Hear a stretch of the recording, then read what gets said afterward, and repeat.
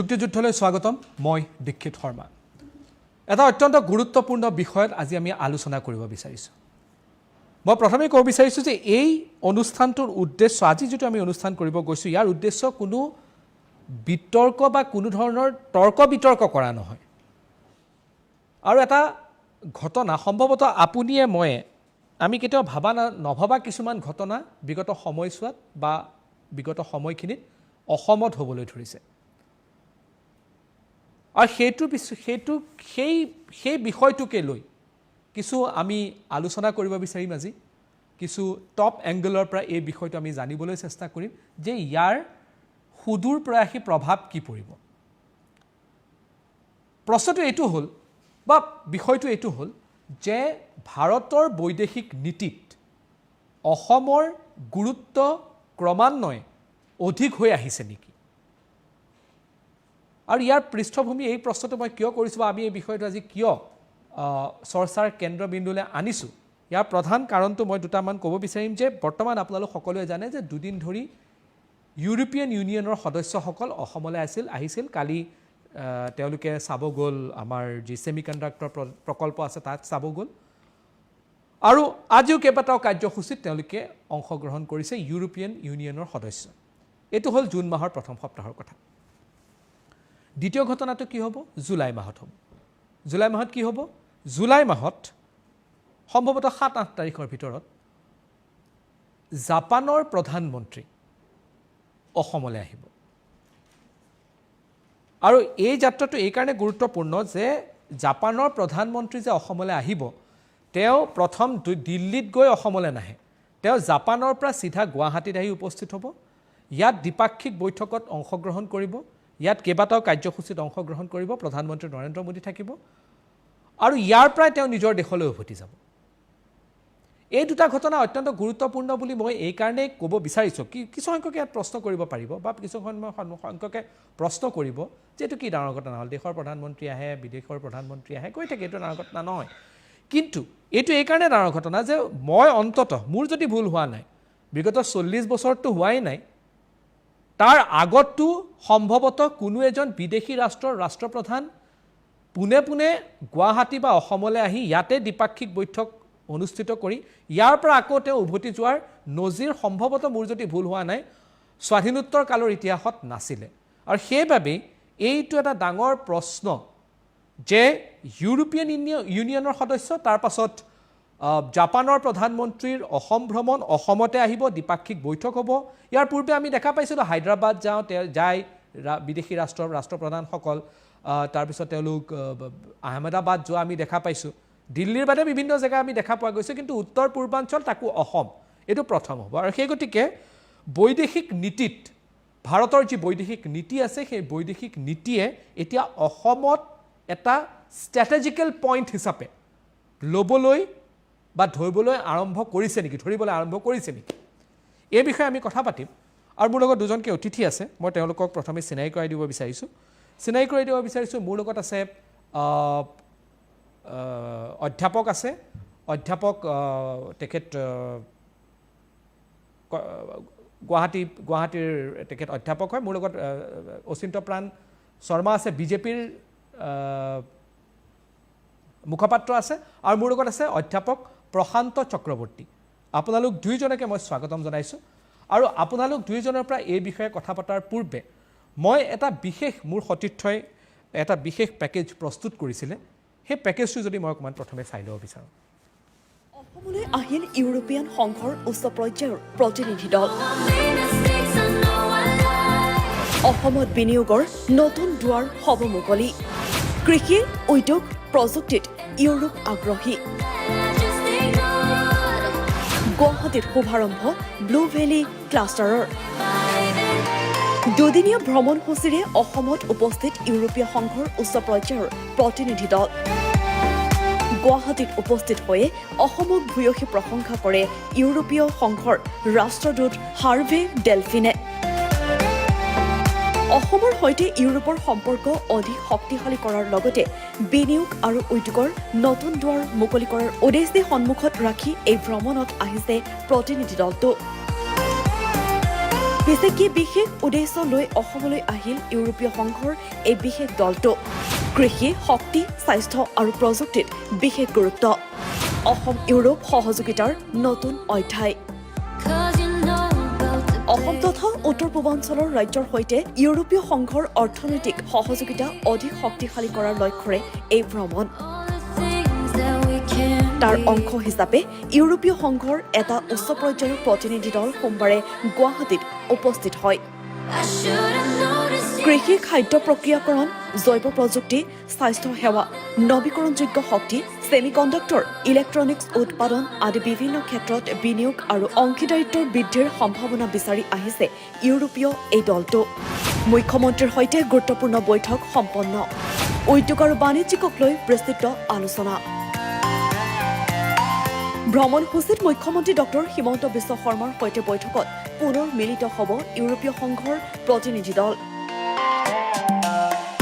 ইয়াৰ লগতে ৰাজ্য চৰকাৰৰ বিষয়াবৰ্গ আৰু ইউৰোপীয় ব্যৱসায় প্ৰতিনিধিৰ মাজতো অনুষ্ঠিত হ'ব কেইবাখনো গুৰুত্বপূৰ্ণ বৈঠক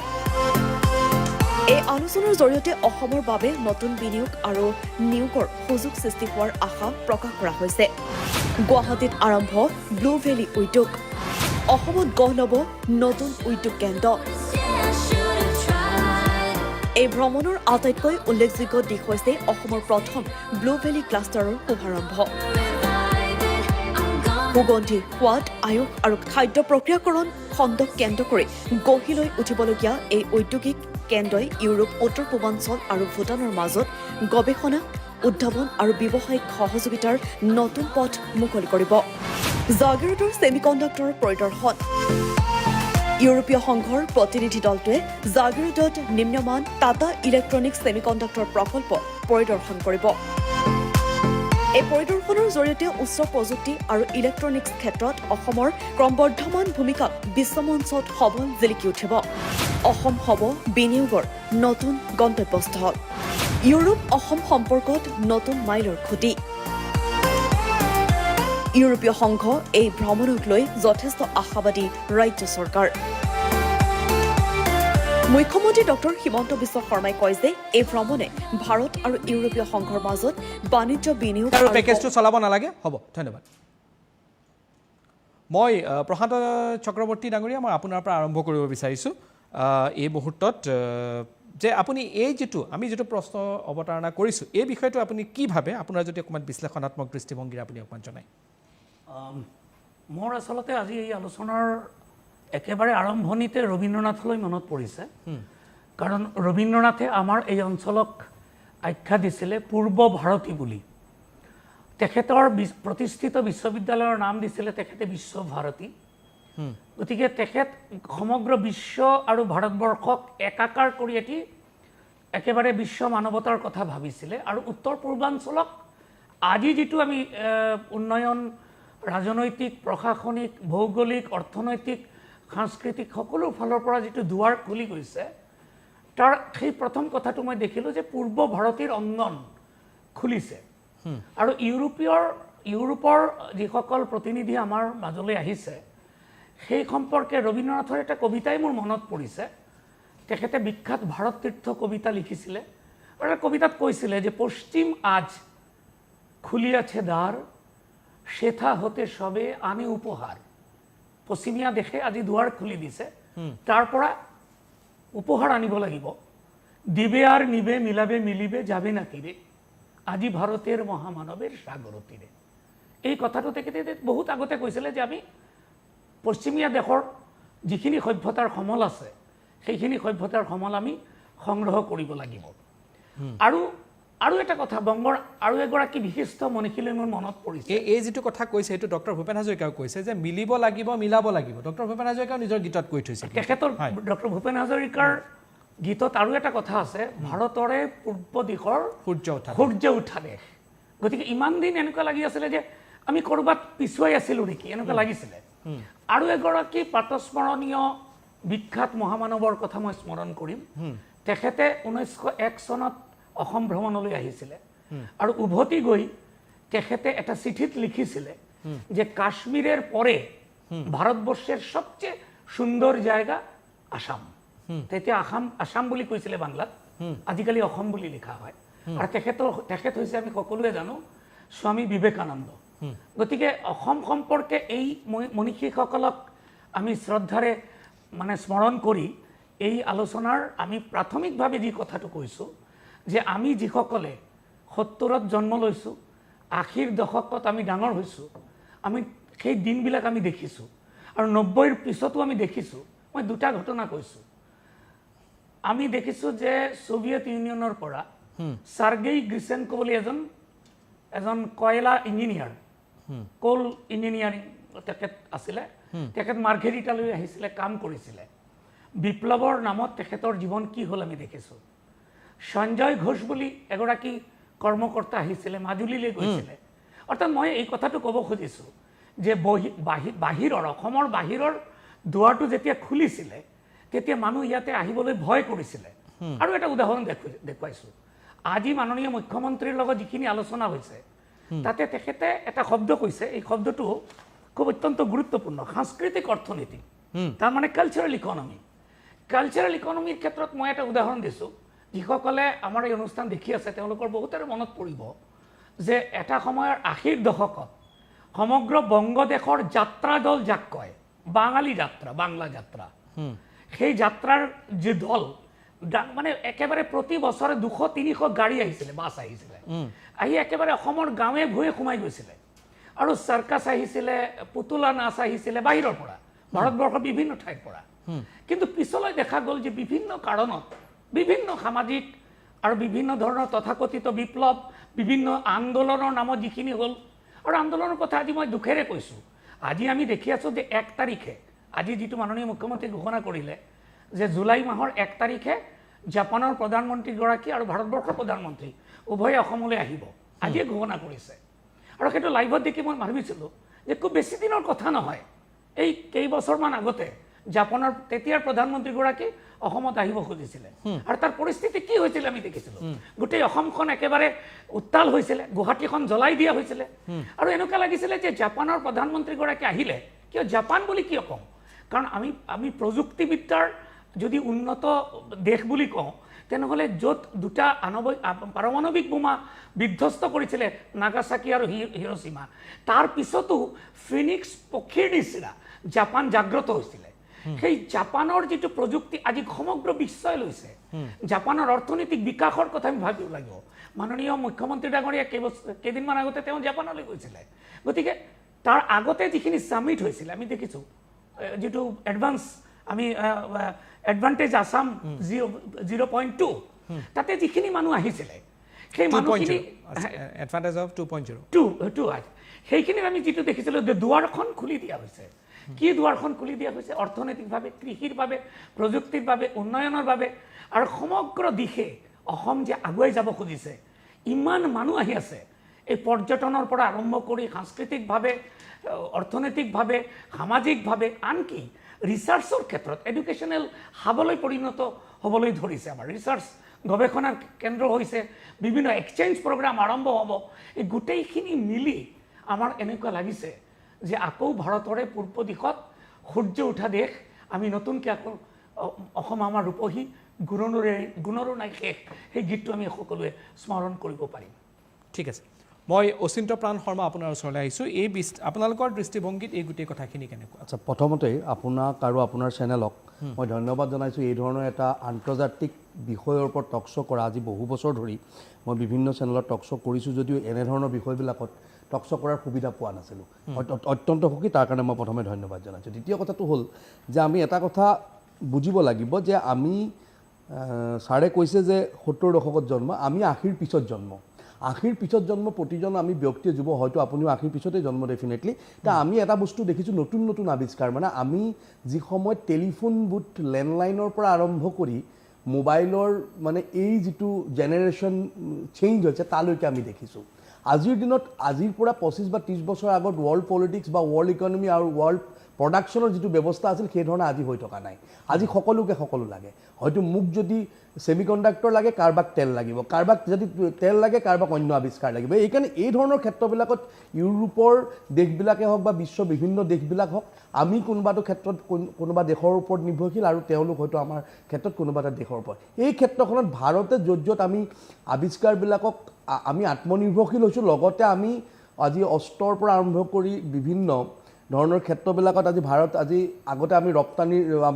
আমদানিৰ দেশ আছিলোঁ আজিৰ দিনত কিন্তু সেই আমদানি বহুত কমিছে আৰু কিছু পৰিমাণে অস্ত্ৰ শস্ত্ৰ আমি ভাৰতে আজিৰ দিনত আমি ৰপ্তানি কৰিবলৈ সক্ষম হৈছোঁ এনেধৰণৰ ঘটনাবিলাকৰ যিটো ডেভেলপমেণ্ট এই ক্ষেত্ৰত যিটো ভাৰতৰ ডেভেলপমেণ্টটো ধৰক আজি আপুনি ভাইব্ৰেণ্ট গুজৰাটৰ কথাৰ পৰা আৰম্ভ যদি কয় যিটো নৰেন্দ্ৰ মোদী ডাঙৰীয়া মুখ্যমন্ত্ৰী হৈ থাকোঁতে গুজৰাটত যিটো ভাইব্ৰেণ্ট গুজৰাট আৰম্ভ কৰিছিল তাৰ প্ৰতিফলন কিন্তু আমি 2015ত খুব সুন্দৰকৈ দেখা পাইছিলোঁ আমি 2019 চনত ভাৰতীয় জনতা পাৰ্টীৰ নেতৃত্বত যেতিয়া অসমত চৰকাৰ আছিল সেই সময়ৰ জাপানৰ ছাৰে কৈ গৈছে প্ৰধানমন্ত্ৰী আহিব লগা আছিল আহিব নোৱাৰিলে হয়তো সেই সময়ত অহাহেঁতেন মিৎসুবিছিৰ দৰে কোম্পানী কিন্তু আজি অসমত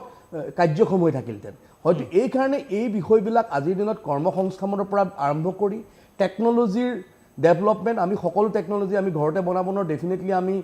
বিভিন্ন ক্ষেত্ৰত কোনোবা টেকন'লজি জাপানৰ ক্ষেত্ৰততো আমি গুৰুত্ব দিবই লাগিব টেকন'লজিৰ ক্ষেত্ৰত এই ধৰণৰ বিষয়বিলাক আমি আমদানি কৰিব লাগিব আৰু আমাৰ ইয়াত যিহেতু কণ্ডাক্টৰৰ দৰে বৃহৎ প্ৰকল্প আৰম্ভ হৈছে হয়তো ইউৰোপীয়ান কাণ্ট্ৰিৰ দেশবিলাকে বা বিশ্বৰ বিভিন্ন দেশবিলাকে ভাবিছে যে অসম ডেফিনেটলি এটা নতুন যুগৰ সৃষ্টিৰ কাৰণে গৈ আছে আৰু অসমত সেইকাৰণে ইউৰোপীয়ান ইউনিয়নৰ সদস্যসকলে হওক বা জাপানৰ প্ৰধানমন্ত্ৰীয়ে ডিৰেক্টলি অসমলৈ অহাটো আমাৰ কাৰণে আচলতে গৌৰৱৰ বিষয় আৰু দ্বিতীয় এটা বিষয় হৈছে আমি সদায় নৰেন্দ্ৰ মোদী ডাঙৰীয়াৰ নেতৃত্বত ভাৰতীয় জনতা পাৰ্টীৰ চৰকাৰখনে এটা বিষয় কৈ থাকে অস্ত্ৰলক্ষী আমি কিন্তু এটা বস্তু আমি সদায় পাহৰি যাওঁ এটা বস্তু সৰু উদাহৰণ এটা মই আপোনাক দিওঁ যেতিয়া সৰ্বানন্দ সোণোৱাল ডাঙৰীয়াক আমি পোৰ্ট মিনিষ্ট্ৰী দিছিলে তেতিয়া হয়তো বিভিন্ন চেনেল আৰু সামাজিক মাধ্যমত এটা বিষয় মই দেখা পাইছিলোঁ যে পোৰ্ট মিনিষ্ট্ৰীটো কিয় দিলে যিহেতু নৰ্থ ইষ্টত সাগৰ লিংক হৈ থকা নাই আৰু পোৰ্টৰ এই বিষয়বিলাকৰ লগত জড়িত নহয় কিন্তু আচলতে এটা কথা আমি পাহৰি গ'লোঁ যে নৰ্থ ইষ্টৰ এই ৰাজ্যখনৰ পিছতে আমি কিন্তু এটা ৰাস্তা তৈয়াৰ কৰিব পাৰোঁ তলত থকা আমি সাগৰখনেৰে এনেধৰণৰ ঘটনাবিলাকক আমি আচলতে কেতিয়াবা আমি অতি সূক্ষ্মভাৱে নাচাই এই বিষয়বিলাকত আগবাঢ়োঁ এতিয়া কথাটো হ'ল যে আমাৰ নিবনুৱা সমস্যা আৰু বিভিন্ন অৰ্থনৈতিক ডেভেলপমেণ্টৰ কাৰণে ইণ্ডাষ্ট্ৰী আমাক লাগিব চৰকাৰী সংস্থাপনেৰে যে নিবনুৱা সমস্যা সমাধান কৰিব নোৱাৰে এইটো আপুনিও জানে ময়ো জানো বা অসমৰ ৰাইজে জানে ডেফিনেটলি কল কাৰখানাৰ প্ৰয়োজন আছে ইণ্ডাষ্ট্ৰী ডেভেলপমেণ্টৰ প্ৰয়োজন আছে এগ্ৰিকালচাৰেল মানে ৰিভলিউশ্যনৰ প্ৰয়োজন আছে আমাৰ এই ৰিভলিউশ্যনবিলাকৰ কাৰণে আজি ইজৰাইলত কৰা খেতি জাপানত কৰা টেকন'লজিকেল ডেভেলপমেণ্ট বা বিভিন্ন ধৰণৰ আমি টেকন'লজি আমদানি কৰিব লাগিব আৰু আমাৰ প্ৰডাক্ট বাহিৰত আমি বেচিব লাগিব আজিৰ দিনত আমি যেনেকৈ অসমে চাহপাত বেচিছোঁ আমি ধৰক এনেধৰণে আমি হয়তো শাক চব্জিৰ পৰা আৰম্ভ কৰি মাছ মাংসলৈকে আমি বা আৰম্ভ কৰি টেকন'লজি ছেমিকণ্ডাক্টৰলৈকে এই ধৰণৰ বিষয়বিলাক আমি বিভিন্ন দেশলৈ আমি আচলতে পঠাব লাগিব তেতিয়াহে আমাৰ কৰ্মসংস্থাপনৰ পৰা আৰম্ভ কৰি অসমৰ যিটো অষ্টলক্ষীৰ সপোন সেই সপোন আমাৰ সম্পূৰ্ণ সফল হ'ব আৰু এই ক্ষেত্ৰত নৰেন্দ্ৰ মোদী ডাঙৰীয়াই অসমক দিয়া গুৰুত্ব নৰ্থ ইষ্টক দিয়া গুৰুত্ব সদায় আমি লেখত ল'বলগীয়া তাৰ কাৰণে আমি ধন্যবাদ জনাইছোঁ আৰু এই ক্ষেত্ৰত ডক্টৰ হিমন্ত বিশ্ব শৰ্মাৰ নেতৃত্বত ভাৰতীয় জনতা পাৰ্টীৰ চৰকাৰখনে তেওঁ মুখ্যমন্ত্ৰী হিচাপে যিখিনি কৰিছে আৰু এই সফলতাক আচলতে মই অতি গৰ্বেৰে কৈছোঁ যে হয় অসমৰ মুখ্যমন্ত্ৰীজনে অসমৰ ডেভেলপমেণ্টৰ কাৰণে নৰ্থ ইষ্টৰ ডেভেলপমেণ্টৰ কাৰণে যিখিনি কাম কৰিছে তেওঁ সঁচাকৈ অসমৰ ৰাইজৰ আশীৰ্বাদৰ পাত্ৰ আৰু ধন্যবাদৰ পাত্ৰ ঠিক আছে মই চক্ৰৱৰ্তী ডাঙৰীয়া আপোনাৰ ওচৰলৈ আহিছোঁ এতিয়া মই বিস্তৃতভাৱে আলোচনা কৰোঁ এই গোটেই কথাখিনি যে ইয়াৰ ইম্পেক্ট কি পৰিব আজি মই ইউৰোপীয়ান ইউনিয়ন অহাটো বা কি আছে সেইটো বা কাইলৈ জাপানৰ প্ৰধানমন্ত্ৰী আহিব দুদিন তিনিদিন থাকিব তেওঁ উভতি যাবগৈ ইয়াৰ লং টাৰ্ম ইম্পেক্টটো কি হ'ব যদি মই আপোনাক সোধোঁ প্ৰথম কথা মই এটা তথ্য দিছোঁ যে ৰিজাৰ্ভ বেংকৰ যিটো সাম্প্ৰতিক সমীক্ষা তাতে ভাৰতবৰ্ষৰ যিটো অৰ্থনৈতিক বিকাশৰ অগ্ৰগতিৰ যিটো পৰিসংখ্যান তেখেতলোকে হেৰি কৰিছে উলিয়াইছে তাতে সমগ্ৰ ভাৰতবৰ্ষৰ অৰ্থনৈতিক অগ্ৰগতি বা প্ৰগতিৰ শতাংশ হৈছে 29%, এইটো আমি দেখিছোঁ 29%। সেই ক্ষেত্ৰত ভাৰতবৰ্ষৰ আটাইতকৈ বেছি আগুৱাই যোৱা অৰ্থনৈতিক বিকাশ চলি আছে, এইটো ৰিজাৰ্ভ বেংকৰ প্ৰতিবেদনতে আছে। ভাৰতবৰ্ষৰ আটাইতকৈ বেছি অগ্ৰগতি লাভ কৰিছে অসমে, আৰু তাতে 45%, 45%। এই কথাৰে আমি অনুভৱ কৰিব পাৰোঁ যে সামান্য বেছি দিন হোৱা নাই ৰাজনৈতিক প্ৰশাসনিক পৰিৱৰ্তন সামাজিক পৰিৱৰ্তন খুব বেছি দিনৰ নহয় এই অতি কম সময়ৰ ভিতৰত যদি এইখিনিলৈ আহিছে অহা দিনত যে আমি ক'ৰ পৰা ক'ত যাম মই মানে মনে মনে এনেকুৱা ভাবি আছোঁ যে আমাৰ যিবিলাক একেবাৰে থলুৱা সামগ্ৰী একেবাৰে ঘৰৰ যিটো আই অসমীৰ মাটিৰ উৎপাদিত বস্তু তাৰ পৰা ছেমিকণ্ডাক্টৰলৈকে অৰ্থাৎ ভোট জলকীয়া বা টেকেলি পিঠাৰ পৰা ছেমিকণ্ডাক্টৰলৈকে এটা আন্তৰ্জাতিক মান আমি কিন্তু ৰপ্তানিৰ ক্ষেত্ৰত আমি কিন্তু দেখুৱাব পাৰিম লগতে শিক্ষাৰ বিকাশ কাৰণ আমি জানো যে ইউনিভাৰ্চিটি আচলতে ইউনিভাৰ্ছ শব্দটোৰ পৰা ইউনিভাৰ্চিটি মানে বিশ্ববিদ্যালয় যদি বিশ্ববিদ্যালয় হয় তেনেহ'লে বিদ্যাৰ যিটো আন্তৰ্জাতিক যোগাযোগ ক্ষেত্ৰ গৱেষণা সকলো ক্ষেত্ৰতে একেবাৰে নতুন নতুন নতুন নতুন বিষয় আহি আছে আৰু আটাইতকৈ খুব অত্যন্ত গুৰুত্বপূৰ্ণ কথা যিটো হ'ল সেইটো হৈছে যে আমাৰ প্ৰাকৃতিক বৈভৱ ইমান বেছি এনেকুৱা পাহাৰ এনেকুৱা নদ নদী ইমান প্ৰাগৈতিহাসিক বুঢ়া লোহিত ব্ৰহ্মপুত্ৰ তাৰ দুয়ো কাষেৰে এনেকুৱা যে মানে সমগ্ৰ অসমক যে বিশ্ব প্ৰকৃতিয়ে এনেকুৱা উজাৰ কৰি দিছে তাৰ মাজত যোনে আহে তেনেহ'লে মুগ্ধ হৈ যায় আমি কাজিৰঙাৰ পৰা চাহৰ পৰা আৰম্ভ কৰি আমি শিক্ষা ক্ষেত্ৰ সমগ্ৰ ক্ষেত্ৰতে আমি বিকাশ যিটো হ'ব সেই বিকাশৰ কিন্তু কেৱল আমি দুকমুকালিহে দেখি পাইছোঁ আমি অনুমান কৰিছোঁ অহা 5 বছৰ আৰু এটা খুব জৰুৰী কথা এটা সময়ত ইয়াতে আমি ধেমালি কৰি বাহিৰৰ মানুহে আনকি শুনা যায় যে ব্ৰিটিছ প্ৰশাসকে নোট দিছিলে যে লেণ্ড অফ লাহে লাহে আমাৰ এতিয়া সকলো লাহে লাহে হয় এতিয়া লেণ্ড অফ লাহে লাহে নহয় যিটো স্পীড যিটো গতিৰে আমি দেখা পাইছোঁ যে কৰ্মময় এটি চৰকাৰ আছে আৰু গোটেই মানুহবিলাকে কাম কৰি আছে সকলো স্তৰতে ৰাষ্ট্ৰ নিৰ্মাণৰ কাম চলি আছে মানুহৰ মানসিক অৱস্থান পৰিৱৰ্তন হৈছে আপুনি মন কৰক এটা সময়ত অস্থিৰতা আছিলে সেই অস্থিৰতাৰ পৰা এতিয়া শান্তি আছে আচলতে শান্তি নহ'লেতো সমৃদ্ধি নহ'ব আৰু কেৱল কিন্তু যিটো চৰকাৰী প্ৰকল্প আছিলে তাৰ নহয় মানসিকভাৱে সকলো মানুহ বিদ্যাৰ্থীসকলৰ কথাই মই কৈছোঁ যিসকলে বিদেশলৈ যাব খুজিছিলে এতিয়া বহুতে অসমৰ বাহিৰত গৈছে কেতিয়াবা আমি সপোনৰ দেশবিলাকত 7 সাগৰ 13 নদীৰ পাৰত গৈছিলোঁ কিন্তু দেখা গৈছে যে সকলোৱে কিন্তু উভতি আকৌ নিজৰ উপজা আইৰ গোন্ধ লৈছে নিজৰ মাটিৰ উপজা মাটিৰ ঘ্ৰাণটো গ্ৰহণ কৰিছে আকৌ আহিব খুজিছে অসমলৈ এই পৰিৱেশ পৰিস্থিতি কিন্তু নিৰ্মাণ হৈছে আৰু জাগিৰোডত যিটো হৈছে তাৰ এটা প্ৰাথমিক কিন্তু কেৱল পিকচাৰ আবি বাকী হে এই কথাটো আমি ক'ব লাগিব ঠিক আছে মই শৰ্মা ডাঙৰীয়া হয় মই এটা সৰু উদাহৰণ দিওঁ যিহেতু মোৰ ঘৰ গোলাঘাটত এনআৰএলৰ লগত একেবাৰে নিকটৱৰ্তী আজি বেম্বৰ প্ৰজেক্টটো যেতিয়া হৈ গ'ল তেতিয়া ওচৰৰ মানুহখিনি এটা সময়ত আমাৰ বাঁহটো একেবাৰে অপ্ৰয়োজনীয় বুলি বহু মানুহে এৰি দিছিল আজিৰ দিনটোত কিন্তু বেম্বো মানে যিটো মানে কৃষি হিচাপে লৈছে আমাৰ অঞ্চলৰ মানুহবিলাকে সেই ডেভেলপমেণ্টৰ পৰা আপুনি আজি এটা বস্তু বুজিব লাগিব যে ইণ্ডাষ্ট্ৰীবিলাক হ'লে ডেফিনেটলি তাত কাম হ'ব আজি ছেমিকণ্ডাক্টৰ প্ৰজেক্টটো হোৱাৰ লগে লগে অকল ছেমিকণ্ডাক্টৰ ৰিলেটেড নহয় তাৰ আশে পাশে প্ৰয়োজনীয় বস্তু আপুনি হোটেল ধাবাৰ পৰা আৰম্ভ কৰি আনুষাংগিক সকলো বস্তুলৈকে সেই তাত ছেমিকণ্ডাক্টৰত ব্যৱহাৰ হোৱা কেৰিঙৰ ট্ৰাকখনলৈকে কিন্তু অসমৰ মানুহৰ কাৰণে ইনকাম সোৰ্স আহিব ইণ্ডাষ্ট্ৰী যদি আজি গৈ কাৰ্বি আংলঙত ইণ্ডাষ্ট্ৰী হয় ধেমাজিত গৈ ইণ্ডাষ্ট্ৰী হয় তেতিয়াহ'লে আমি কিন্তু কোনো কাৰণতে ৰাস্তা ঘাট আৰু বিভিন্ন ব্যৱস্থাৰ কাৰণে কিন্তু আমি ডেভেলপমেণ্টৰ কাৰণে চিন্তা কৰিবলগীয়া বিষয়টো নহয় আজি যদি ডিমা হাছাওত আপুনি ইণ্ডাষ্ট্ৰী হয় তেতিয়াহ'লে ডেফিনেটলি ডিমা হাছাও টুৰিজিম আজি যিটো আমি ডিমা হাছাও আপুনিও গৈছে বা ময়ো গৈছোঁ জানো আমি কি সুন্দৰ কাৰ্বি আংলঙৰ কি সুন্দৰ পৰিৱেশ সেই পৰিৱেশ কিন্তু হয়তো ইণ্ডাষ্ট্ৰীটোৰ জৰিয়তে দুজন মানুহে দেখাৰ লগে লগে ইউৰোপৰ বা ফৰেনৰ বিভিন্ন দেশবিলাকত ইয়াৰ এই বিষয়বিলাক উপস্থাপন হ'ব আৰু হোৱাৰ লগে লগে কিন্তু আমাৰ ডিমা হাছাও টুৰিজিম বা অসমৰ টুৰিজিম আজি কাজিৰঙা আমি চিনি পাওঁ তেনেকৈ কিন্তু আপোনাৰ জয়পুৰৰ ৰেইন ফৰেষ্টকো মানুহে চিনি পাব তেনেকৈ আপুনি কাৰ্বি আংলঙৰ জলপ্ৰপাতখিনিকো চিনি পাব তেনেকৈ আমাৰ বিভিন্ন ধৰণৰ টুৰিজিমৰ ডেভেলপমেণ্ট হ'ব সেইকাৰণে এই গোটেই বিষয়বিলাক আচলতে চাওক এটা কথা যেতিয়া 19 চনত জাপানৰ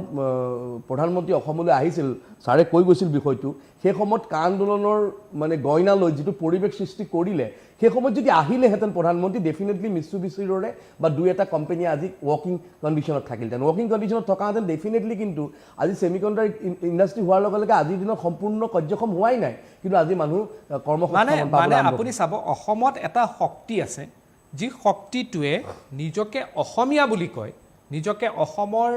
হকে মাত মাতা বুলি কয় প্ৰকৃততে সেই শক্তিটোৱে অসমৰ বিৰুদ্ধেহে কাম কৰি আছে আৰু আজি নহয় বিগত বহুত সময় বহু পুৰণি মই চক্ৰৱৰ্তী ডাঙৰীয়া বহি আছে তেখেতক ভাল লগাবলৈ মই কথাষাৰ কোৱা নাই কিন্তু মই এইটো ক'ব লাগিব যে 1900ত কা আন্দোলনৰ নামত যি এখন পৰিৱেশ সৃষ্টি কৰিলে শংকৰদেৱ কলাক্ষেত্ৰৰ ভাঙিবলৈ যোৱা যিসকল আছিলে আজি 7 বছৰৰ পাছত 6 বছৰৰ পাছত 7 বছৰৰ পাছত সেই কাৰ ভিত্তিত এই মুহূৰ্তত অসমত নাগৰিকত্ব লাভ কৰা মাত্ৰ দুজন য়েছ সেই বিষয়টোকে মই ক'ব খুজিছিলোঁ আপুনি ক'লে মাত্ৰ দুজন আৰু ইয়াত একদম আপুনি সেই দৃশ্যখিনি মনত পেলাওক আপুনি লাখ মানুহ আহিব বুলি কৈ যিটো পৰিৱেশ সৃষ্টি কৰা এজনে কৈছিলে 1 কোটি কিবা 50 লাখ মানুহ আহিব এজন তথাকথিত কৃষক নেতাই ক'লে যে 2 কোটি মানে 1 কোটি 80 লাখ মানুহ আহিব প্ৰতিটো সমষ্টিত তেনেকুৱা 2 লাখকে বহুৱাৰ এটা ষড়যন্ত্ৰ চলিছে তেতিয়া হিন্দু বাঙালীসকলক আনা হ'ব এতিয়া কথাটো হ'ল তেতিয়া কিন্তু আপোনালোকে নেটত চাব পাৰে সেই সময়ত বাংলাদেশৰ পৰা আহিব বুলি স্পষ্টকৈ তেওঁ ক'লে সেই সময়ত বাংলাদেশত হিন্দু বাঙালীৰ সংখ্যা আছিলে 1 কোটি 40 লাখ আৰু 2 কোটিৰ মানে আতংকটো তেওঁ দিলে আনকি এজন ছাত্ৰ নেতাইও ক'লে অভিভাৱক ছাত্ৰ নেতা তেওঁ ক'লে মই তেখেতক মই ক'লো পিছত যে আপুনি যে তথ্যবিলাক দিছে এই তথ্যখিনি আচলতে সত্যৰ ওপৰত হেৰি আছিলে নেকি যদি সেইটো হয় আৰু এটা কথা ৰাষ্ট্ৰ বিপ্লৱ নহ'লে ইমান মানুহ একেলগে যেনেকৈ মুক্তিযুদ্ধ যেতিয়া হৈছিলে 1971 চনত তেতিয়া মানুহ আহিছিলে তেতিয়া কেৱল আমাৰ অসমত অহা নাই মেঘালয়ত সোমাইছে ত্ৰিপুৰাত সোমাইছে পশ্চিমবংগত সোমাইছে আৰু সেই মানুহবিলাকে ভাৰতবৰ্ষ এনেকুৱা এটা বটবৃক্ষৰ নিচিনা গোটেই পৃথিৱীৰ যেতিয়াই ভাৰতৰ গোটেই পৃথিৱীৰ মানৱ জাতিৰ যেতিয়া অৱক্ষয় হয় ক্ৰাইচিছ বুলি যাক কয় ইংৰাজীত তেতিয়া কিন্তু ভাৰতবৰ্ষই সকলোকে কিন্তু আশ্ৰয় দিয়ে আজি ইৰাণত আমি দেখিছোঁ ইৰাণৰ হেৰি পাৰ্চীসকল ক'ত আহিছিলে জামছেদজী টাটাৰ পৰা আৰম্ভ কৰি যিসকল পাৰ্চী ইমান উন্নত তেওঁলোকৰ শিল্পকলা তেওঁলোক ক'ত আহিছিলে তেওঁ ভাৰতবৰ্ষৰ আশ্ৰয় লৈছিলে সমগ্ৰ ভাৰতীয় ইতিহাস হৈছে কেৱল তেওঁলোকে আশ্ৰয় দিয়ে গতিকে আশ্ৰয় দিছিলে তো মানুহবিলাক পিছত গুচিও গ'ল গতিকে বাংলাদেশৰ পৰা মানুহ আনি ইয়াতে সংস্থাপন দিয়া হ'ব বুলি যি কাৰবাৰটো কৰিলে আৰু গোটেই অসমখন একেবাৰে বিপৰ্যস্ত কৰি পেলালে আৰু এটা কথা অসমীয়াত এটা প্ৰবাদ বাক্য আছে যে সতিনীৰ নিজৰ নাক কাটি সতিনীৰ যাত্ৰা ভংগ বুলি আমি নিজৰ নাকটো কিয় কাটিব লাগে তেতিয়া জাপানৰ প্ৰধানমন্ত্ৰীক আহিব দিব লাগিছিলে তেওঁ আহক তেওঁৰ নিচিনা কাম কৰক আন্দোলনটো গণতান্ত্ৰিক দেশৰ অধিকাৰ তেওঁলোকে গণতান্ত্ৰিক আন্দোলনটো কৰক আপত্তি নাই কিন্তু কাৰবাৰটো কি হ'ল এতিয়া আৰু এটা এই কথাটো মই সেইকাৰণে কৈছোঁ যে শান্তি সমৃদ্ধি প্ৰগতি এটা শ্ৰেণীৰ মানুহে তেওঁলোকৰ আন্দোলনৰ ইছ্যু লাহে লাহে নাইকিয়া হ'ল আৰু এটা শ্ৰেণীৰ মানুহে বিপ্লৱৰ নামত ভাৰতীয় ইতিহাসক যিটো বিকৃত কৰিলে যে কেনেকৈ বিকৃত মই কৰিলে গুৰুজনা শ্ৰীমন্ত শংকৰদেৱ তেখেতৰ ৰচনাত কেৱল ভাৰতবৰ্ষৰ বন্দনা আৰু প্ৰসংগ 46 টাইমছ 46 বাৰ আছে মই আপোনাক একেবাৰে কোনোবাই যদি বিচাৰে তেনেহ'লে সেই তথ্যখিনি দিয়াৰ আমাৰ মানে সাহস আছে আমি দিব পাৰিম একেবাৰে কোনখিনি কথা থাকে আজি মধ্যযুগৰ একেবাৰে সমগ্ৰ ভাৰতবৰ্ষৰ ভক্তি আন্দোলনৰ এগৰাকী শ্ৰেষ্ঠ পুৰুষে যাক লৈ আমি আধুনিক মানে অসমীয়া সমাজৰ আমি কওঁ যে তেখেতক স্মৰণ নকৰাকৈ নহয় তেখেতে ভাৰতবৰ্ষৰ বন্দনা কৰি আছে ভাৰতৰ প্ৰসংগ কৰি আছে 46 টাইমছ 46 বাৰ গতিকে সাংস্কৃতিক ভাৰতবৰ্ষৰ লগত যিটো যোগাযোগ সেইটো এই কথাটো বুজিব লাগিব যে ৰাজনৈতিক ভাৰতবৰ্ষ আৰু সাংস্কৃতিক ভাৰতবৰ্ষ বেলেগ আছিলে আজি ৰাজনৈতিক ভাৰতবৰ্ষ আপুনি আফগানিস্তানতো আমাৰ আছিলে সাংস্কৃতিক ভাৰতবৰ্ষ তাতে সুবল আছিলে গান্ধাৰীৰ দেউতাকৰ নাম সেইটো মাইথলজিকেল হিষ্ট্ৰী দুটা এটা আৰু এটাৰ পৰিপূৰক তাৰ পৰা একেবাৰে ইণ্ডোনেছিয়ালৈকে আৰু অসমত বেছি নালাগে আমি বেলতলাত গ'লে ৰজা আছিলে ৰাণীত গ'লে ৰজা আছিলে মই মনোমতীখন বাংলালৈ অনুবাদ কৰিছোঁ তাতে দেখিছোঁ যে কেনেকুৱা সেই সময়ত মানৰ আক্ৰমণৰ সময়ত সৰু সৰু ৰজাবিলাকে কেনেকুৱা তেওঁলোকে সংকল্পবদ্ধ লৈছিলে চন্দ্ৰকান্ত সিংহক সাহায্য কৰিছিলে গতিকে এই যে জমিদাৰ ভূস্বামী সকলোৱে আছিলে কিন্তু গোৱালপাৰাত গ'লে চব জমিদাৰ আছিলে গতিকে ৰজা ভূস্বামী জমিদাৰ সকলো যিয়ে নাথাকক কিয় সমগ্ৰ যিটো আৰ্যাৱৰ্ত আৰ্য সভ্যতা তাৰ যিটো বিস্তাৰ আছিলে সেই বিস্তাৰটো ৰাজনৈতিক ভাৰতবৰ্ষ নহয় আমি সাংস্কৃতিক ভাৰতবৰ্ষ বুলি ক'ব লাগিব আৰু সেই সাংস্কৃতিক ভাৰতবৰ্ষৰ লগত আমি জবৰদস্তি অসমক বাদ দিলে নহ'ব কাৰণ আমি পাহৰি যাব নালাগে এই ভূমিৰ পবিত্ৰ নাম আছিলে কামৰূপ এই ভূমিৰ পবিত্ৰ নাম আছিলে প্ৰাগজ্যোতিষপুৰ। আজি কামৰূপ বুলি কেৱল এখন জিলা কোৱা হৈছে, আচলতে কামৰূপ হ'ব লাগে গোটেই চিভিলাইজেশ্যন, গোটেই প্ৰাগজ্যোতিষপুৰ, গোটেই চিভিলাইজেশ্যনটো। গতিকে সেইখিনি কথাও আজি নতুনকৈ ভাবিব লাগিব। আৰু মই যি কথাটো কৈছোঁ, যিটো ইংৰাজীত আমি মাইণ্ড ছেটআপ বুলি কয়, আমাৰ চিন্তা, আমাৰ যিখিনি ইমান দিনে আমি ভাবিছোঁ সেইটো হ'ব নালাগে। আমি পূৰ্ব দিশতো চাব লাগিব, আমি পশ্চিম দিশতো চাব লাগিব। আৰু যিখিনি ভাল দিবে আর নিবে মিলাবে মিলিবে, সেটা হতে সবে আনে উপহার, আমি উপহার গ্রহণ করবই লাগিব। আর আজির পৃথিবী কেবল ব্রহ্মপুত্র নদী বা কলং বা কপিলির পাৰত থকা সভ্যতা নহয়, সমগ্ৰ বিশ্বৰ সভ্যতাৰ লগত আমি একাকাৰ। বসুধৈৱ কুটুম্বকম। হয়, মই এতিয়া মূল বিষয়লৈ আহিব বিচাৰিছোঁ। এই যিটো আহিব এতিয়া ধৰক যিটো বিজনেছ ছাবমিট হ'ব, ইয়াত প্ৰধানমন্ত্ৰীৰ লগত মানে জাপানৰ প্ৰধানমন্ত্ৰীৰ লগত তেওঁৰ ডাঙৰ ডেলিগেশ্যন আহিব, ইয়াত প্ৰধানমন্ত্ৰী ভাৰতৰ ডেলিগেশ্যনে কথা পাতিব, ভাৰতৰ ডেলিগেশ্যনৰ লগত বিজনেছ ছাবমিট হ'ব, বিভিন্ন ধৰণৰ কথা বতৰা হ'ব। ইয়াৰ পৰা মই যদি স্পেচিফিক 2টা বা 3টা অসমীয়া সকলোতকৈ বেছি লাভ কি হ'ব যদি মই সুধোঁ, মই আপোনাৰ পৰা আৰম্ভ কৰিছোঁ চক্ৰৱৰ্তী ডাঙৰীয়া, কি 2টা বা 3টা যদি স্পেচিফিক আপুনি মোক ক'ব। একেবাৰে প্ৰথম হৈছে ইণ্ডাষ্ট্ৰী, যিটো তেখেতেও ক'লে, অচিন্ত প্ৰাণ শৰ্মা ডাঙৰীয়া, তেখেতে ক'লে যে ইণ্ডাষ্ট্ৰী তাৰমানে আচলতে শিল্প নহ'লে গোটেই পৃথিৱীখন এতিয়া প্ৰযুক্তিৰ লগত চলিব লাগিব। চাওক, জাপানক কিয় স্মৰণ কৰি আছে গোটেই বিশ্বই, এইটো কাৰণে যে জাপানত একেবাৰে ঘৰৰ পৰা প্ৰযুক্তিৰ কনচেপ্ট বা যিখিনি ধাৰণা তেনেকুৱা তৈৰি কৰা হয়। আৰু সেইটো তেওঁলোকৰ নেক্সট প্ৰযুক্তিৰ যিটো ধাৰণা, সেই ধাৰণা জীৱন যাপনৰ লগত, আধুনিকতাৰ লগত আৰু উন্নততৰ জীৱনৰ ক্ষেত্ৰত প্ৰযুক্তি আমাৰ লাগিব, কিন্তু তাৰ লগত কিন্তু মূল্যবোধ, আমাৰ ভাৰতৰ মূল দৰ্শন যিটো, আমি যিটো জীৱনক কি দৃষ্টিৰে দেখোঁ, সেইটোৰ কাৰণে কিন্তু আমাৰ দাৰ্শনিক শিক্ষা লাগিব, যিটো সমগ্ৰ বিশ্বই এতিয়া কিন্তু ভাৰতবৰ্ষৰ ফালে চাই থাকে যে ভাৰতবৰ্ষই কি শিক্ষা দিছে। গতিকে আমি শিক্ষা ব্যৱস্থাৰ ক্ষেত্ৰত ব্যাপক পৰিৱৰ্তন হ'ব লাগিব। অৰ্থাৎ এফালে কাৰিকৰী, প্ৰযুক্তি, উদ্যোগ আৰু শিক্ষা, এই গোটেইখিনিৰ লগত আৰু এটা পৰিৱৰ্তন আহি আছে, যিটো আমি খুব সাইলেন্টলি দেখি আছোঁ, খুব নীৰৱে আমি লক্ষ্য কৰিছোঁ। চাব দেই, এটা জাতি কিন্তু তাৰ আত্মপৰিচয়ৰ ক্ষেত্ৰত কিন্তু আটাইতকৈ তাৰ যিটো বুনিয়াদ, তাৰ যিটো ভিত্তি, সেইটো কিন্তু জাতি মাটি ভেটি বুলি যদি কওঁ, তেনেহ'লে তাৰ সংস্কৃতি, ভাষাৰ লগত সংস্কৃতি। কিন্তু ভাষা মই ইংৰাজী জানিব পাৰোঁ, সেইকাৰণে মই চাহেব হৈ নাযাওঁ। গতিকে মই সংস্কৃতিৰ শিপা কিমানখিনি, মোৰ শিপা ৰূপকৰ জ্যোতিপ্ৰসাদ আগৰৱালাৰ নিচিনা, আগৰৱালা হোৱাৰ পিছতো তেখেতৰ সাংস্কৃতিক শিপাৰ কাৰণে তেখেত অসমীয়া জাতিসত্তাৰ অন্যতম তেখেতে কাণ্ডাৰী হ'ল। গতিকে সাংস্কৃতিক শিপাৰ কাৰণে 2টা 3টা মই পৰিৱৰ্তন দেখা পাইছোঁ। কেনেকুৱা পৰিৱৰ্তন আহিব পাৰে ভৱিষ্যতে আপোনালোকে মন কৰক, খুব নীৰৱে আমি পৰ্যবেক্ষণ কৰিছোঁ। কিন্তু ঘটনাটো ঘটিছে সৰবে। আন্তৰ্জাতিক ক্ষেত্ৰত অসমৰ মান, অসমৰ সাংস্কৃতিক উদ্ভাস আমি দেখা পাইছোঁ। বিহু, বাগৰুম্বা আৰু ঝুমৰ বিনন্দিনী, 3টা অনুষ্ঠান হৈ গ'ল। মাননীয় মুখ্যমন্ত্ৰীয়ে ঘোষণা কৰিছে ক'ৰবাত, মই পঢ়িছোঁ যে ইয়াৰ পিছত বৰাক উপত্যকাৰ যিখিনি অসমৰ বাঙালী সমাজ আছে, তেওঁলোকৰ এটা নৃত্য আছে, স্থানীয় আমি লোকনৃত্য বুলি কওঁ, ধামাইল, আৰু বিভিন্ন ধৰণৰ ধামাইল। মোৰ ধাৰণা এই 5 বছৰে তেনেকুৱা এটা সাংস্কৃতিক বিপ্লৱ ইয়াত আহিব। খেল, ক্ৰীড়া ক্ষেত্ৰতো কিন্তু বিৰাট ধৰণৰ এটা পৰিৱৰ্তন আহিছে। আজি আন্তৰ্জাতিক ক্ষেত্ৰতো কিন্তু ক্ৰীড়াৰ ক্ষেত্ৰত বিভিন্ন ধৰণৰ পৰিৱৰ্তন আহিছে। গতিকে আৰু এটা তথ্য মই দিছোঁ, 17 নৱেম্বৰ ইতিমধ্যে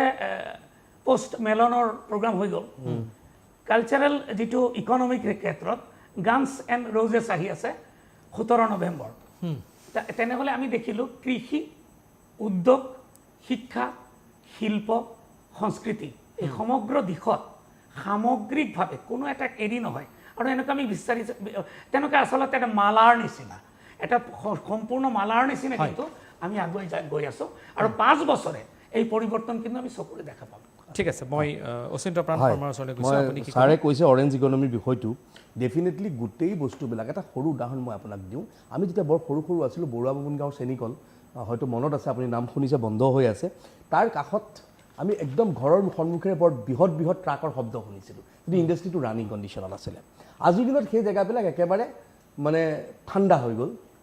একেবাৰে কোনো গাড়ী ঘোঁৰাৰ শব্দ নাই, ওচৰত বহুত বৃহৎ ধাবা আছিল, আমাৰ আগৰ জেনেৰেশ্যনবিলাকে কোৱা শুনিছিলোঁ। তেনেকৈ এই যেতিয়া ইণ্ডাষ্ট্ৰি হ'ব ডেফিনেটলি ডেভেলপমেণ্ট হ'ব আৰু অলৰাউণ্ড ডেভেলপমেণ্ট হ'ব। এটা ছিংগল মই নাম আৰু নকওঁ, ছাৰেও কৈছে, মোৰ বিষয়বিলাক কৈছোঁ যে ইণ্ডাষ্ট্ৰিয়েল টুৰিজিম সকলো হ'ব। সকলোতকৈ ডাঙৰ কথা এটা মই আপোনাক কওঁ যে আমাৰ আজি নাম্বৰ ফৰেষ্ট গোলাঘাটত আছে বা আপোনাৰ ৰেইন ফৰেষ্ট আমাৰ জয়পুৰত আছে। নাম্বৰ ফৰেষ্টক এটা আজিৰ পৰা 20 বা 22 বছৰ আগত একজেক্টলি মই ডেটটো ক'ব নোৱাৰিম, ফৰেন এটা ডেলিগেটছ আহিছিলে, তাত কিমান আয়ুৰ্বেদিক ঔষধ আছে সেই বিষয়টো অধ্যয়নৰ কাৰণে, আৰু এই ডাটাও দিছিলে সেই বিষয়টো। আজি ওচৰত মোৰ ওচৰত ডাটাটো নাই কিমান কি আছে, কিন্তু তাত কোৱা হৈছিল যে মানে আয়ুৰ্বেদিকত ব্যৱহাৰ হোৱা প্ৰায় 70 পৰা 80% মেডিচিনছ সেই আপোনাৰ ফৰেষ্টখনত আছে। যদি এনেকুৱা ধৰণৰ ইণ্ডাষ্ট্ৰিয়েল ডেভেলপমেণ্ট হয়, ইকনমিক গ্ৰোথ হয়, তেতিয়া সেই বিষয়বিলাকো কিন্তু আপোনাৰ চাইলেণ্টলি নাথাকে, সেইবিলাকো সজ্জীৱিত হ'ব। কাৰণ তাত থকা আয়ুৰ্বেদিক মেডিচিন, তাত থকা তাৰ কাষত হয়তো ক'ৰবাত কিবা কাৰণত এটা আয়ুৰ্বেদিক ফেক্টৰী বহিব, আৰু তেতিয়া আপোনাৰ ডেফিনেটলি ইকনমিকেল গ্ৰোথ হ'ব, আমাৰ জাতিৰ পৰিচয় হ'ব। এটা মই সৰু উদাহৰণ দিওঁ, আপোনাৰ ৰাজস্থানৰ বিভিন্ন আপুনি যিবিলাক মানে আমাৰ মৰুভূমিৰ অঞ্চলত থকা বৃহৎ বৃহৎ ৰিজৰ্ট আছে, তাত ফুৰিব যাওঁতে মই এটা বস্তু দেখা পাইছোঁ যে ইভিনিং 4-5টা বজাৰ পিছত তাত কালচাৰেল প্ৰগ্ৰেমবিলাক হয়। সেই কালচাৰেল প্ৰগ্ৰেমবিলাক মই পিছত এজন দুজনৰ লগত কথা পাতি কৈছোঁ, তেওঁলোক বৰ কম পইচা নহয়, মানে ইটছ যিটো অৰেঞ্জ ইকনমিৰ মই পাৰ্ট বুলি কৈছোঁ, তাত কালচাৰেল টিমবিলাকে পাৰ ডে মিনিমাম আপোনাৰ 20,000 পৰা 25,000 টকা পায়। যেতিয়া আপোনাৰ টুৰিষ্ট আহিব, ৰিজৰ্ট হ'ব, ইণ্ডাষ্ট্ৰি হ'ব, তেতিয়া ডেফিনেটলি আমাৰ এই কালচাৰেল দিশবিলাকো ফৰেনৰ বিভিন্ন অংশলৈ যাব, আৰু প্লাছ আমাৰ শিল্পীসকল, আমাৰ তাত ব্যস্ত হৈ থকা কৰ্মকৰ্তা, আমাৰ ব্যস্ত হৈ থকা গোটেই বিষয়বিলাক, আজি আমাৰ গামোচাও 50খন বেছিকৈ বিক্ৰী হ'ব, আমাৰ কালচাৰেল শিল্পীজনো অলপ পইচা বেছিকৈ পাব, ডেফিনেটলি ইকনমিকেল গ্ৰোথ হ'ব। কিন্তু এটা কথা চাওক, আমি এই গোটেই বিষয়বিলাকত কিন্তু চাওক, আপুনি আজিৰ দিনত আমি প্ৰতিবাদ কৰিব লাগে কাৰণে, আপত্তি কৰিব লাগে কাৰণে আমি কিছুমান ব্যক্তিয়ে মিডিয়াত হয়তো কাইলৈৰ পৰা আৰম্ভ কৰিব যে প্ৰধানমন্ত্ৰী আহিলে কি হ'ল। এই বিষয়বিলাক আচলতে এদিনীয়া বিষয় নহয়। জাপানৰ প্ৰধানমন্ত্ৰী আহিব, MOU চাইন হ'ব, তাত ইনভেষ্টমেণ্ট আহিব, ফৰেন ইনভেষ্টমেণ্ট, আৰু ফৰেন ইনভেষ্টমেণ্ট আহিলে এনেকুৱাটো নহয় যে মই পকেটত পইচা লৈ আহিছোঁ, দি যাম, কাইলৈ ইণ্ডাষ্ট্ৰি বহাব, পৰহিৰ পৰা ষ্টাৰ্ট হ'ব। দিছ ইজ নট এ মানে room not build in a one day, এইটো সময় লাগে। ছেমিকণ্ডাক্টৰ ইণ্ডাষ্ট্ৰিটো আৰম্ভ হৈছিল কেতিয়াও, এতিয়াও সম্পূৰ্ণ কাৰ্যক্ষম হোৱা নাই, কিন্তু এতিয়া আমাৰ কৈ আছে যে মানে সেইসকলক তেনেকৈ বুজাওক যে মই বুজাবলৈ মই অকণমান সহজ অৰ্থত বুজাই দিছোঁ। আমাৰ একাংশ ইয়াতে ছেকুলাৰ আছেতো, তেখেতসকলক মই বুজাই দিছোঁ যে এনেকৈ আপোনালোকে কা আন্দোলনৰ সময়ত গুৱাহাটীখন ভাঙি দিওঁতে বেছি সময় নালাগিলে, 2-3 ঘণ্টা সময়ত ভাঙি দিছিলে। বনাওঁতে কিন্তু বহুত সময় লাগে, বনাওঁতে আকৌ 10 বছৰমান লাগিছে, 10 বছৰ লাগে, নহয় জানো? আমাৰ ছেকুলাৰ যিসকল বুদ্ধিজীৱী বহি আছে, তেখেতসকলক তেনেকৈ বুজাব লাগিব, মানে তেখেতসকলে চব কথা বুজি পায়। মানে আপোনালোকে কা আন্দোলন কৰোঁতে যেতিয়া গুৱাহাটীখন চাৰিওফালে যে ভাঙি পেলাইছিলে, সেইখিনি সময়ত ভাঙি পেলাওঁতে আপোনালোকে 2 ঘণ্টা সময়ত ভাঙি দিছে, 2 ঘণ্টা সময়, কিন্তু সেইখিনি আকৌ মেৰামতি কৰি বনাবৰ কাৰণে আকৌ 6 মাহ লাগিছিলে। তো সেই গতিকে কাইলৈ জাপানৰ প্ৰধানমন্ত্ৰী অহাৰ পিছতে একাংশ উৎপাত লগাব ইয়াত। আমি আছে এজন বুদ্ধিজীৱী আছে, তেখেতৰ নাম মই আজিকালি নকওঁ, তেওঁক কয় যে তেওঁ অসম আন্দোলনৰ সময়ৰ পৰা অত্যন্ত সক্ৰিয় হৈ আছিলে, এতিয়ালৈকে আছে। মানে তেখেতসকলক আৰু এজন আছে, তেখেতৰ মানে জীয়ৰী থাকে আমেৰিকাত, আৰু গোটেই জীৱন তেখেতে কেৱল আপুনি যাৰ কথা কৈ আছে, আপুনি যাৰ কথা কৈছে তেখেতৰ কথাই কৈ আছে। মানে এটা অনুৰোধ মই কৰিছোঁ, সেই বুদ্ধিজীৱী আৰু যিসকল মানে বেকবোন অফ দ্য আন্দোলনজীৱীসকলৰ যিসকল বেকবোন, তেওঁলোকে যাতে 2019 যিটো ঘটনা ঘটিল তাৰ পুনৰাবৃত্তিৰ চেষ্টা নকৰে। কাৰণ আমি যদি পুনৰাবৃত্তি হয়, তেতিয়াহ'লে আমি আৰু বহুত পিছুৱাই যাম। নট অনলি জাপান, আজি বিভিন্ন এতিয়া তেওঁলোকৰ শক্তি নাই। তাৰমানে 4 মে'ত ফলাফলৰ পাছত তেখেতসকলে এতিয়া তাৰমানে মুখ উলিয়াবলৈও এতিয়া মানে কি ক'ব, কি আজি মই সঁচাকৈ ক'ব, এই যে 4 মে'ৰ পিছত মই সঁচাকৈ কৈছোঁ দেই, মই সঁচাকৈ কৈছোঁ, মই কংগ্ৰেছৰ গেষ্ট বিচাৰি হাবাথুৰি খাওঁ। তেখেতসকল আজি এই 37 দিন হ'ল, এই 37 দিনত কমচে কম মই 30 দিন শ্ব' কৰিছোঁ। এই 30 দিনৰ ভিতৰত কংগ্ৰেছৰ গেষ্ট মাত্ৰ এদিন পাইছোঁ। আৰু এটা বিষয় শৰ্মা, মই এটা সৰু বিষয় কওঁ, কিছুমান বিষয়ত মই দেখা পাওঁ, কিছুমান হিষ্ট্ৰী উদাহৰণ দিয়ে, কিছুমান মানে আপোনাৰ বুৰঞ্জীৰ উদাহৰণ দিয়ে, যিবোৰ বুৰঞ্জী আমাৰ এই মানে কোনো তথ্যই নাই, তেনেকুৱা ধৰণৰ বুৰঞ্জীৰ কিছুমান উদাহৰণ দি পেলাই গোটেই বিষয়বিলাক উপস্থাপন কৰে। আৰু এটা কথা, ভাইব্ৰেণ্ট গুজৰাটত যিটো বস্তু হৈছিল 2000 আপোনাৰ এইটো ইটছ টেকিং মানে 2003 আৰম্ভ হৈ 2015 ৰিজাল্ট শ্ব' হৈছে। তেতিয়া 2015হে কিন্তু ষ্ট'ৰ হ'ল। তেতিয়ালৈকে কিন্তু আপোনাৰ নৰেন্দ্ৰ মোদী ডাঙৰীয়া আপোনাৰ তৃতীয়বাৰ তাৰ মুখ্যমন্ত্ৰী হোৱাৰ পিছত প্ৰধানমন্ত্ৰীৰ কেণ্ডিডেট হ'ল, তাৰপিছত গোটেই বিষয়টো ষ্টাৰ্ট হৈছে, শ্ব' হৈছে। সেইকাৰণে এটা বস্তু তাত মানে আমাৰ এতিয়া বিভিন্ন টক শ্ব'ত কৈছে যে ছেমি কণ্ডাক্টৰে 27,000 মানুহে আপোনালোকৰ ৰিক্ৰুইটমেণ্ট কৰিব, 27,000 কৰোৰ টকা ইনভেষ্ট হোৱাৰ পিছত 27,000 মানুহেই আপোনাৰ এমপ্লয়মেণ্ট, কিন্তু তাৰ লগত ট্ৰাক চলোৱা সেই ট্ৰাকৰ মালিকজন, সেই ড্ৰাইভাৰজন, তাৰ ৰিলেটেড সেই দোকানৰ মানুহখিনি, সেই যিটো ইনডাইৰেক্ট যিটো আপোনাৰ এংগেজমেণ্ট, সেই বিষয়বিলাক কথা নাপাতে। এতিয়া চাওক, অৰেঞ্জ ইকনমিৰ বিষয়ে ছাৰেও কৈছে, ময়ো কওঁ, অৰেঞ্জ ইকনমিৰ বিষয়ে কামাখ্যা মন্দিৰৰ দৰ্শনাৰ্থীসকলে অকল কামাখ্যা মন্দিৰ দৰ্শন কৰিবলৈ নাহে, তেওঁলোক আহি কিন্তু কাজিৰঙা ভ্ৰমণলৈ আহে। তেখেতসকল আহি পেলাই বিভিন্ন আপোনাৰ শ্বিলঙলৈ যায়। মোৰ ইয়াৰ পৰা টেক্সি ড্ৰাইভাৰে শ্বিলঙত লৈ পেলাই 3জন যেতিয়া টুৰিষ্টজনক ফুৰাই আনে, তেওঁ যি 20,000 বা 15,000 টকা তেওঁৰ ইনকাম হয়, সেইটো কিন্তু related to the orange economy. সেই বস্তুটো বুজিবলৈ কামাখ্যা মন্দিৰে কি লাভ কৰিব, ৰাম মন্দিৰে কি লাভ কৰিব, সেই ধৰণৰ বিষয় উপস্থাপন কৰা সেই বিশেষ ব্যক্তিসকলৰ প্ৰতি মোৰ এটা অনুৰোধ, এনেধৰণৰ বিষয়ে কিন্তু আগন্তুক সময়ত জাপানৰ প্ৰধানমন্ত্ৰী আহিবলগীয়া, আৰু আমি যিখিনি বেনিফিট পাম, সেই বেনিফিটৰ পৰা যাতে অসমক দূৰ নকৰে, তাৰ প্ৰতি কিন্তু মই তেখেতসকলৰ প্ৰতি আহ্বান জনাইছোঁ। হয়, চক্ৰৱৰ্তী ডাঙৰীয়া, কি ক'ব আপুনি? মই কেইটামান শিতান মই কৈছোঁ। হয়, আমি ছেমি কণ্ডাক্টৰৰ কথা ইতিমধ্যে ক'লোঁ। আমি ইংৰাজীত কিছুমান শব্দ আমি জানো, সকলোৰে কাণত আছে, একেবাৰে আধুনিক যুগৰ পৰিভাষা। হয়, বায়'টেকনলজি, ডিজিটেল টেকনলজি, যিটো নেচাৰেল ৰিচোৰ্চেছ, চাহ উদ্যোগ, এগ্ৰিকালচাৰ, ছেল্ফ হেল্প গ্ৰুপবিলাকৰ ক্ষেত্ৰত যিটো হ'ব, যিটো আমি যথেষ্ট স্কিল ডেভেলপমেণ্টৰ ক্ষেত্ৰত কিন্তু কাম চলি আছে, সেইটো হ'ব। আৰু উইমেন এম্পাৱাৰমেণ্ট এণ্ড এণ্টাৰপ্ৰিনাৰশ্বিপৰ ক্ষেত্ৰতো কাম চলি আছে। আটাইতকৈ ডাঙৰ এটি শব্দ নতুনকৈ আহিছে, এই শব্দটো অত্যন্ত জৰুৰী, যিটো অলপ আগতে মই ক'লোঁ যে বিশ্বভাৰতী কৰিছিলে ৰবীন্দ্ৰনাথে। বিশ্ববিদ্যালয় মানে বিশ্ববিদ্যাৰ ক্ষেত্ৰ হ'ব লাগে, কেৱল অসমৰ বিদ্যাদি নহ'ব, উত্তৰ পূৰ্বাঞ্চলৰ বিদ্যাদি নহ'ব। সেই ক্ষেত্ৰত এই গোটেইখিনি যিখিনি চুক্তি হৈছে, এই এডভান্টেজ আছাম হৈ গ'ল, তাৰপিছতে যোৱাকালিৰ পৰা এইখিনি কাম হ'ল আৰু হ'ব। তাতে কিন্তু এটা শব্দ কোৱা হৈছে, ৰিচাৰ্চ পাৰ্টনাৰশ্বিপ। অৰ্থাৎ ৰিচাৰ্চ পাৰ্টনাৰশ্বিপ কেনেকুৱা হ'ব? আপুনি ইমান সৰু সৰু বিষয় আছে, যিটো মই এগৰাকী গৱেষিকাৰ কথা জানো, তেখেত মিছৰৰ পৰা আহি ডিব্ৰুগড় বিশ্ববিদ্যালয়ৰ শিৱসাগৰ জিলাক কেন্দ্ৰ কৰি তেওঁ ৰিচাৰ্চ কৰি গৈছে। আপুনি অনুমান কৰক, মোৰ খুব ভাল বান্ধৱী তেখেত। গতিকে এনেকুৱা আমি বিচাৰোঁ, পৃথিৱীৰ বিভিন্ন ঠাইৰ পৰা গৱেষকসকল আহক, বিজ্ঞানীসকল আহক, উদ্যোগপতিসকল আহক, আৰু পৰ্যটন কেৱল কিন্তু বিনোদনৰ নহয়, আজিৰ দিনত পৰ্যটনৰ লগত কিন্তু গোটেইখিনি কথা সামৰি যায়। গতিকে এইখিনি আমি অৰ্থনৈতিক আৰু এটা কথা মই কৈ লওঁ, পৰম্পৰাগত যিটো খাদ্য, মই অসমৰ বাহিৰত গ'লে আপুনি গম পাব, বস্ত্ৰৰ কথা কৈছোঁ দেই, বস্ত্ৰ। মই আপোনাক এটা তথ্য দিওঁ, এই তথ্যটো আপোনালোকৰ ভাল লাগিব। 1919 চনত ৰবীন্দ্ৰনাথ গুৱাহাটীলৈ আহিছিলে প্ৰথমবাৰৰ কাৰণে অসম ভ্ৰমণলৈ। তেখেতক পাণবজাৰত অসমীয়া মহিলাসকলে তেখেতক সুকীয়াকৈ এটা সংবৰ্ধনা দিছিলে। সেই সংবৰ্ধনা সভাত ৰবীন্দ্ৰনাথক চেলেং চাদৰ দিয়া হৈছিল আৰু গামোচা আৰু ইত্যাদি বস্ত্ৰ। ৰবীন্দ্ৰনাথে গামোচা আৰু চেলেং চাদৰ আৰু অসমীয়া বস্ত্ৰক দেখি তেখেত ইমান আপ্লুত হৈছিলে আৰু সুধিছিলে, ক'ত হৈছে এইটো, কোনে বনায়? তেতিয়া অসমীয়া মহিলাসকলে কৈছিলে যে গুৰুদেৱ, আমাৰ ইয়াতে থলুৱাভাৱে নিৰ্মিত হয়, আৰু আমাৰ শুৱালকুছি বুলি এটা ঠাই আছে, তাৰ পৰা আমি সেইটো আমাৰ নিজস্ব শিল্পীসকলে সেইটো নিৰ্মাণ কৰে। ৰবীন্দ্ৰনাথ উভতি গ'ল, আৰু তাৰ পিছৰ বছৰ তেখেতে শুৱালকুছিৰ পৰা,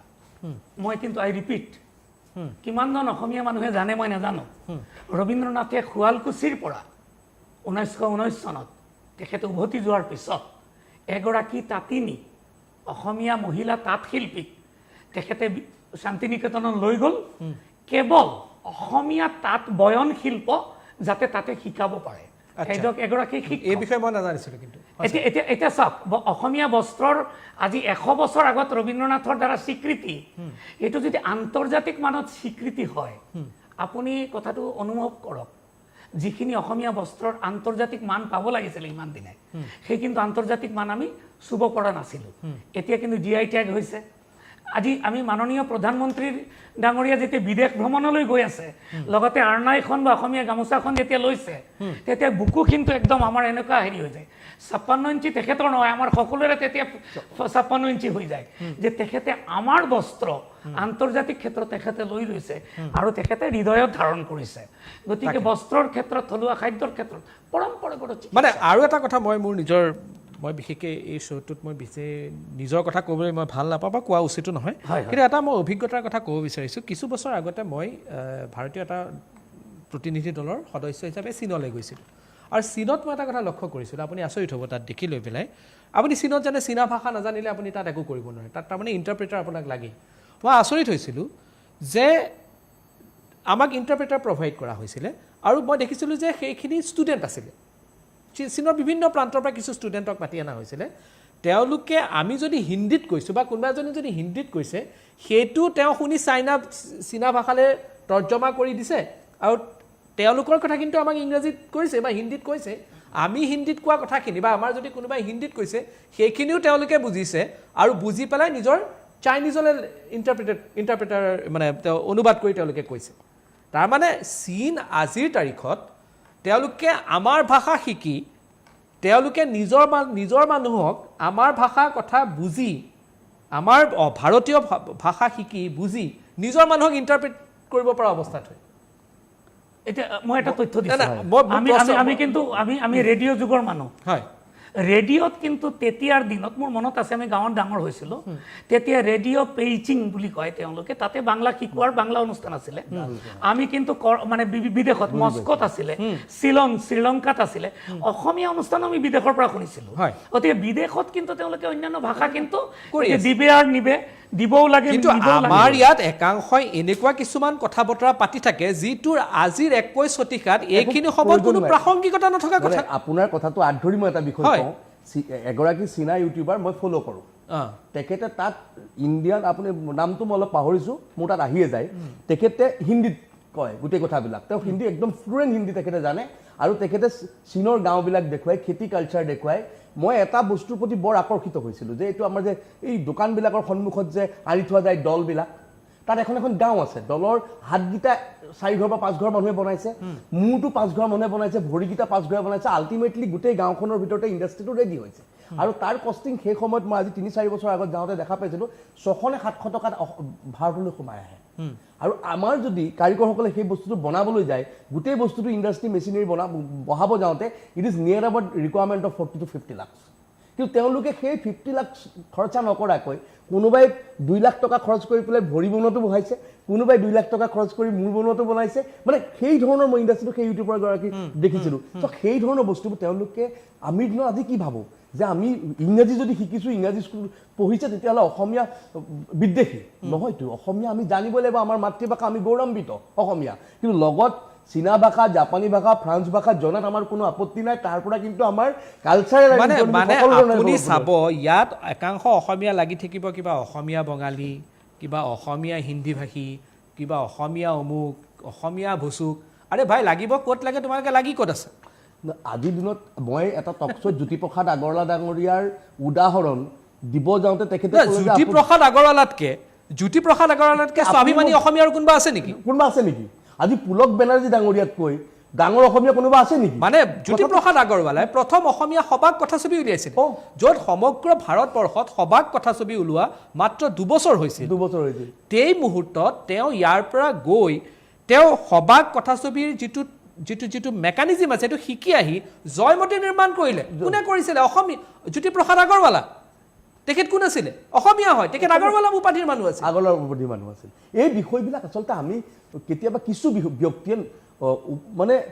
বোধগম্য নোহোৱাৰ কাৰণে গোটেই পৰিস্থিতিবিলাক সৃষ্টি হয় এইকাৰণে আমি ফৰেন ইনভেষ্টমেণ্ট বুলি ক'লে বেয়া বুলি কওঁ আমি বাহিৰৰ পৰা মানুহ ব্যৱসায় কৰিবলৈ আহিলে বেয়া বুলি ভাবে আহিব লাগিব আমাৰ মাজত যিখিনি বস্তুৰ অভাৱ আছে কাৰিকৰীৰ অভাৱ আছে পইচাৰ অভাৱ আছে কিবা যদি অভাৱ আছে সেই অভাৱ বাহিৰৰ মানুহৰ দ্বাৰা প্ৰয়োজন আৰু এই বস্তুটো মই অনুৰোধ জনাম এই অনুষ্ঠানৰ মাধ্যমেৰে যদি সেই তথাকথিত আমাৰ বেছি অসমীয়াগিৰি থকা সকলে যদি আমাক শুনি আছে অন্ততঃ আপোনালোকে এইখিনিৰ বিৰোধিতা আৰু নকৰিব অসমীয়াই প্ৰত্যেক 2016 চনৰ পৰা আপোনালোকক উত্তৰ দি আছে এজন বিশিষ্ট বুদ্ধিজীৱীয়ে মই নিজৰ আজি ইমান বছৰ সাংবাদিকতা কৰিলোঁ কোনো প্ৰেছ কনফাৰেন্সত সংগঠনটোৰ নাম দেখোঁ অমুকক ভোট নিদিব বুলি প্ৰেছ কনফাৰেন্সৰ বেনাৰ মই আজিলৈকে দেখা নাই 2016 চনত অসমৰ এজন বিশিষ্ট বুদ্ধিজীৱীয়ে প্ৰেছ কনফাৰেন্স কৰিছিল 2016ত তেওঁৰ কথা নুশুনিলে 2021ত তেখেতে আকৌ হেৰি নিলে তেখেতৰ কথা তেতিয়াও নুশুনিলে অসমীয়াই আনকি এবাৰো কৈছিলে এবাৰো নুশুনিলে আল্টিমেটলি তাৰ মানে কথাটো এইটোহে যে আপোনালোকে যদি প্ৰকৃত অসমৰ হিতৈষী হয়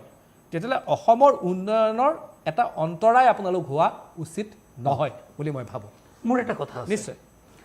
মই এনেকুৱা এটা ভাবোঁ অকণমান যিসকল মানুহ বাহিৰৰ পৰা অসমলৈ আহে তেওঁলোকৰ ক্ষেত্ৰতো কিন্তু এটা সমস্যা মই দেখিছোঁ। মই নিজে বাংলা ভাষী, বাংলা পঢ়াওঁ,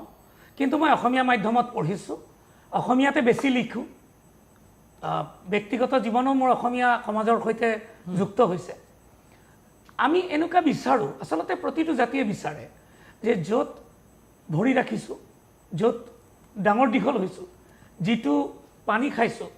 যিটো বতাহ গ্ৰহণ কৰিছোঁ, যি মাটিৰ লগত আমি লালিত হৈছোঁ, তাৰ প্ৰতি কিন্তু আনুগত্য বিচাৰে। নিশ্চয়। আৰু সেইটো আত্মাৰ লগত আমাৰ সম্পৰ্ক হ'ব লাগে। মই আপোনাক কৈছোঁ, মই আত্মসমালোচনামূলক কথা কৈছোঁ। 3 জেনেৰেশ্যন, 3টা প্ৰজন্ম অসমত থকাৰ পিছতো মই এনেকুৱা বাঙালী মানুহ পাইছোঁ যিসকলে অসমীয়া কথা পাতিব নাজানে, অসমীয়া গীতৰ কথা নাজানে, অসমীয়া জাতীয় জীৱনৰ যিসকল মানে উজ্জ্বল নক্ষত্ৰ তেওঁলোকৰ বিষয়ে একো নাজানে। তেখেতসকলৰ মনৰ ভিতৰত কেৱল ঘূৰি আছে বংগ, আৰু যিটো বংগ মানে খণ্ডিত বংগ, হয়তো পূৰ্ব বংগৰ পৰা আহিছে। মই কৈছোঁ শিপাত থাকে,